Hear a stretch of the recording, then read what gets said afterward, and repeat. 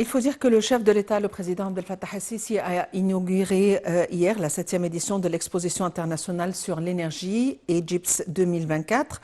Et il a aussi affirmé que l'exécution des engagements concernant l'énergie renouvelable en Afrique est difficile faute de manque de financement et surtout que les pays occidentaux ne se sont pas pliés ou n'ont pas tenu leur engagement, n'ont pas honoré leur engagement concernant l'offre de 100 milliards de dollars au secteur de l'énergie et du climat faite lors de la conférence de Paris en 2015.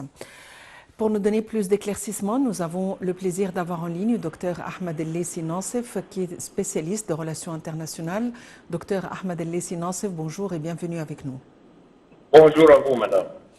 Dr Ahmed El-Leyssi Nassef, il s'agit de la 7e édition de l'exposition et de la conférence Egypt 2024. Et cette année, elle a un aspect différent. Il ne s'agit pas d'une conférence pétrolière, mais il s'agit d'une plateforme. L'objectif est de créer une plateforme pour l'énergie renouvelable. On aimerait en savoir plus sur cette conférence et cette exposition. Maintenant, tout le monde est en train de souffrir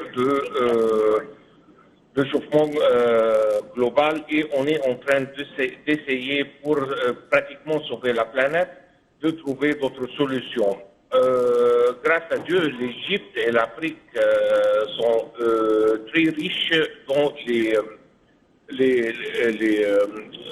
genres d'énergie alternatives au pétrole. Mais malheureusement, les investissements initiaux pour démarrer dans cette direction sont beaucoup plus, sont trop élevés pour les moyens et les économies africaines.